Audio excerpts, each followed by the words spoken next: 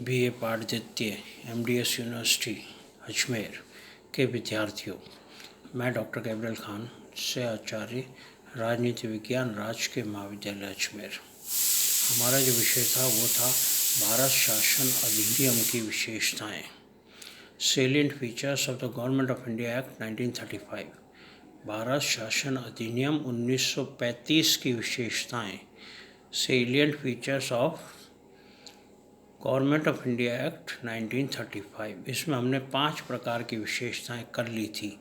पिछली क्लास में 5 प्रकार की विशेषताएं कर ली थी। मैं आपको उनके नाम बता दूं कौन कौन सी विशेषताएं कर ली थी। पहली विशेषता थी अखिल भारतीय संघ, all India federation, Akhil Bharatiya संघ ऑल इंडिया फेडरेशन। दूसरी थी केंद्र में द्वैध शासन प्रणाली का प्रस्ताव, केंद्र में द्वैध शासन प्रणाली का प्रस्ताव, proposal of dyarchy system at the centre, proposal of dyarchy system at the centre. तीसरी थी प्रांतीय स्वायत्तता, प्रोविंशियल ऑटोनॉमी, प्रांतीय स्वायत्तता, प्रोविंशियल ऑटोनॉमी। चौथी थी संरक्षण तथा रक्षा कवच, संरक्षण तथा रक्षा कवच, reservation and safeguards, reservation and safeguards. और पांचवी थी केंद्रीय विधानमंडल का संगठन, ऑर्गेनाइजेशन ऑफ सेंट्रल लेजिस्लेचर, केंद्रीय विधानमंडल का संगठन, ऑर्गेनाइजेशन ऑफ सेंट्रल लेजिस्लेचर। आज जो हम करेंगे वो छठी विशेषता है। छठी विशेषता है विषयों का बंटवारा, विषयों का बंटवारा, revision of subjects, division of subjects, विषयों का बंटवारा, division of subjects. Akhil Bharatiya संघ की स्थापना के लिए, अखिल भारतीय संघ की स्थापना के लिए केंद्रीय तथा प्रांतीय सरकारों के बीच वैधानिक शक्तियों का बंटवारा करना आवश्यक था। वैधानिक शक्तियाँ, कॉन्स्टिट्यूशनल पावर्स, वैधानिक शक्तियाँ, कॉन्स्टिट्यूशनल पावर्स। अखिल भारतीय संघ जो था उसकी स्थापना के लिए केंद्रीय और प्रांतीय दोनों प्रकार की सरकारों के बीच वैधानिक शक्तियों का बंटवारा करना आवश्यक था, ताकि प्रत्येक सरकार अपने क्षेत्र में अपनी शक्तियों का आवश्यकता के अनुरूप, ताकि प्रत्येक सरकार अपने क्षेत्र में अपनी शक्तियों का आवश्यकता के अनुसार प्रयोग करने के लिए स्वतंत्र हो, आवश्यकता के अनुसार प्रयोग कर सकती हो, स्वतंत्र हो, उसमें किसी भी प्रकार का कोई हस्तक्षेप ना हो, वो स्वतंत्र हो अपनी शक्तियों का प्रयोग करने के लिए। इसलिए शक्तियों का बंटवारा आवश्यक था प्रांतीय और केंद्रीय सरकारों के बीच। अतः इस अधिनियम के तहत समस्त विषयों की 3 सूचियां तैयार की गई। इस अधिनियम के तहत क्या किया गया? समस्त विषय, जितने भी विषय थे उनकी 3 सूचियां तैयार की गई। 3 सूचियां तैयार की गई। कौन कौन सी थी? पहली संघ सूची, यूनियन लिस्ट। दूसरी प्रांतीय सूची, प्रोविंशियल लिस्ट, आजकल वो स्टेट लिस्ट हो गया है, प्रोविंशियल लिस्ट, स्टेट लिस्ट।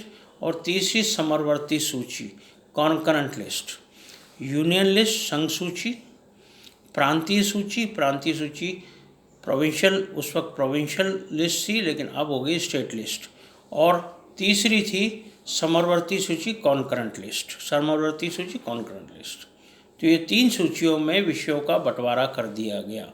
विषयों का बंटवारा आवश्यक था क्योंकि केंद्रीय और प्रांतीय सरकारों के बीच वैधानिक शक्तियाँ जो थी उनका बंटवारा आवश्यक था। इसलिए 3 प्रकार के विषय थे उनको 3 प्रकार की सूचियों में विभाजित कर दिया गया।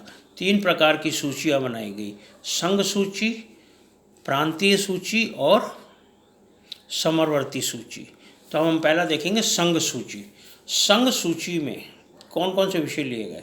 संघ सूची में सशस्त्र सेनाएं, कॉमा लगाते हैं ना, मुद्रा, डाक व तार, रेल, विदेश मामले आदि विषय थे। जो इम्पोर्टेंट विषय, जो महत्वपूर्ण विषय थे वो संघ सूची में रखे गए। महत्वपूर्ण विषय कौन कौन से? जैसे सशस्त्र सेनाएं, मुद्रा, डाक व तार, रेल, विदेश मामले, ये सब संघ सूची में रखे गए। इनकी कुल संख्या 59 थी, कुल संख्या 59 थी। संघ सूची के जो विषय थे उनकी कुल संख्या कितनी थी? 59 थी। और इनके संबंध में केवल संघीय व्यवस्थापिका ही कानून बना सकती थी। इनके संबंध में केवल संघीय व्यवस्थापिका ही कानून बना सकती थी। जो ये 59 विषय थे जो संघ सूची में रखे गए, इनके ऊपर केवल केंद्रीय व्यवस्थापिका ही कानून बना सकती थी। केंद्रीय व्यवस्थापिका को अधिकार दिया गया कि केवल वो ही कानून बना सकती है। पहली थी संघ सूची। दूसरी आती है प्रांतीय सूची, प्रोविंशियल लिस्ट, प्रांतीय सूची। प्रांतीय सूची में उन विषयों को स्थान दिया गया जो स्थानीय महत्व के विषय थे। प्रांतीय सूची में क्या किया गया? उन विषयों को स्थान दिया गया जो प्रांतीय महत्व के विषय थे, जो प्रांतीय या स्थानीय महत्व रखते थे, प्रांतीय या स्थानीय महत्व रखते थे। इसके संबंध में कानून बनाने का अधिकार, इस सूची के संबंध में कानून बनाने का अधिकार प्रांतीय व्यवस्थापिका को ही प्राप्त था। इस सूची में कानून कौन बना सकता था? कानून केवल प्रांतीय व्यवस्थापिका ही बना सकती थी। प्रांतीय व्यवस्थापिका को कानून दिया गया। इसकी संख्या कुल, इसमें जो संख्या रखी गई उसके विषयों की संख्या थी कुल 54। जो इसमें विषय रखे गए उनकी संख्या थी 54 विषय रखे गए थे, जिसमें शिक्षा, भू राजस्व, स्थानीय स्वायत्त शासन, सार्वजनिक स्वास्थ्य आदि प्रमुख थे। विषय तो 54 रखे गए, लेकिन प्रमुख विषय कौन कौन से थे? शिक्षा, भू राजस्व, स्थानीय स्वायत्त शासन, स्थानीय स्वायत्त शासन, सार्वजनिक स्वास्थ्य आदि प्रमुख विषय थे जो इसमें लिए गए। तो प्रांतीय सूची केवल प्रांतीय व्यवस्थापिका ही कानून बनाएगी और प्रांतीय सूची में 54 विषय रखे गए, 54 विषय रखे गए जो स्थानीय मामलों से संबंधित थे, जो स्थानीय महत्व के थे, जो स्थानीय महत्व के विषय थे उनको रखा गया। 54 विषय थे। तीसरी सूची आती है समरवर्ती सूची, कॉन्करेंट लिस्ट, समरवर्ती सूची। समरवर्ती सूची में शामिल विषयों के संबंध में केंद्रीय संघीय व्यवस्थापिका और प्रांतीय व्यवस्थापिका दोनों को ही कानून बनाने का अधिकार दिया गया। समरवर्ती सूची जो थी उसमें जो शामिल किए गए विषय, उसमें जो विषय सम्मिलित किए गए, उसमें कानून बनाने का अधिकार केंद्रीय व्यवस्थापिका और प्रांतीय व्यवस्थापिका दोनों को ही दिया गया, दोनों को ही समान दिया गया। परंतु दोनों में कानून में विरोधाभास उत्पन्न होने पर, दोनों में यदि विरोधाभास उत्पन्न होता है, दोनों में यदि किसी प्रकार का विरोधाभास होता है कानून बनाने में, उत्पन्न होने की दशा में संघीय व्यवस्थापिका द्वारा बनाए गए कानून मान्य थे। जो कानून संघीय व्यवस्थापिका ने बना दिए वो कानून मान्य थे, उन कानूनों को मान्य किया गया, उन कानूनों को माना गया, केवल वही कानून थे। कुछ ऐसे विषय थे, कुछ ऐसे भी विषय थे जो उपर्युक्त तीनों सूचियों में नहीं थे। समरवर्ती सूची में क्या था? समरवर्ती सूची में केंद्रीय और प्रांतीय दोनों ही व्यवस्थापिका भी कानून बना सकती थी। लेकिन अगर कानून में कोई विरोधाभास होता है तो केंद्रीय व्यवस्थापिका द्वारा बनाए गए कानून ही मान्य थे। अब आता है कुछ विषय ऐसे थे जो उपर्युक्त तीनों सूची में नहीं थे, कुछ विषय ऐसे भी थे जो तीनों ही सूची में नहीं थे। उनके संबंध में गवर्नर जनरल के आदेश अनुसार, उनके संबंध में गवर्नर जनरल के आदेश अनुसार संघीय व्यवस्थापिका या प्रांतीय व्यवस्थापिका को कानून बनाना था। गवर्नर जनरल जो आदेश देगा उसके अनुसार संघीय व्यवस्थापिका या प्रांतीय व्यवस्थापिका को ही कानून बनाना था। ये था छठा पॉइंट, विषयों का बंटवारा, डिवीजन ऑफ सब्जेक्ट्स, विषयों का बंटवारा।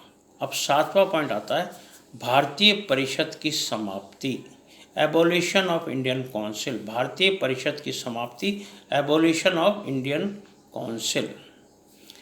अनेक कारणों से भारत सचिव व भारतीय परिषद सदैव आलोचना के पात्र रहे। अनेक कारणों से, कई का प्रकार के कारण थे जिनके कारण भारत सचिव और भारतीय परिषद सदैव ही आलोचना के पात्र रहे, सदैव उनकी आलोचना होती रही। इसलिए सन 1935 के अधिनियम में, सन 1935 का जो अधिनियम था उसके अंतर्गत, अधिनियम के अंतर्गत भारत परिषद को समाप्त कर दिया गया। भारत परिषद जो था इसको समाप्त कर दिया गया, इसको ख़त्म कर दिया गया। इसके स्थान पर भारत सचिव के लिए परामर्शदाता की नियुक्ति की गई। इसके स्थान पर भारत पर सचिव के लिए परामर्शदाता की नियुक्ति की गई। एक परामर्शदाता बनाए गए, परामर्शदाताओं की नियुक्ति की गई। इन परामर्शदाताओं की संख्या 3 से 6 के बीच में थी। इन परामर्शदाताओं की जो संख्या थी वो 3 से 6 के बीच में रखी गई, 3 से 6 के बीच में थी। वह हस्तांतरित विषय, ये जो परामर्शदाता थे ये हस्तांतरित विषय जिनका शासन उत्तरदायी मंत्रियों को सौंप दिया गया था, हस्तांतरित विषय जिनका शासन उत्तरदायी मंत्रियों को सौंप दिया गया था, उन विषयों पर भारत सचिव का नियंत्रण अत्यंत सीमित कर दिया गया था। उन विषयों पर भारत सचिव जो था उसका क्या किया गया था, नियंत्रण अत्यंत सीमित कर दिया गया था।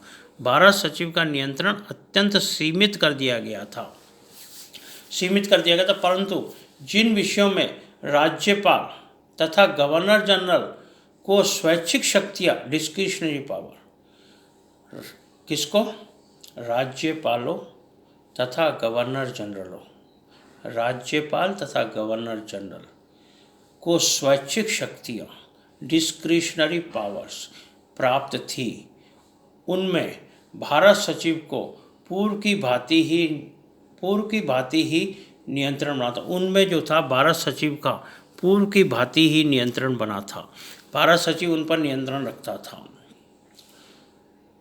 तो भारत परिषद को समाप्त कर दिया गया, परंतु एक परामर्शदाताओं की नियुक्ति की गई। किसके लिए, भारत सचिव के लिए। इन परामर्शदाताओं की संख्या 3 से 6 होती थी। हस्तांतरित विषय जिनका शासन उत्तरदायी मंत्रियों को सौंप दिया गया था, हस्तांतरित विषय जिनका शासन उत्तरदायी मंत्रियों को सौंप दिया गया था, उन विषयों पर भारत सचिव के नियंत्रण अत्यंत सीमित कर दिया गया था। उन विषयों पर भारत सचिव का जो नियंत्रण था वो बिल्कुल सीमित कर दिया गया था, अत्यंत सीमित कर दिया गया था। परंतु जिन विषयों पर राज्यपाल तथा गवर्नर जनरल को स्वैच्छिक शक्तियाँ प्राप्त थी, डिस्क्रिशनरी पावर प्राप्त है, स्वैच्छिक शक्तियाँ प्राप्त थी, उनमें भारत सचिव का पूर्व की भांति ही नियंत्रण बना रहा। उसमें जो भारत सचिव था उसका पूर्व की भांति ही नियंत्रण बनाए रखा गया। ये था पॉइंट। नेक्स्ट पॉइंट आता संघीय न्यायपालिका, फेडरल कोर्ट, संघीय न्यायपालिका, कल करेंगे।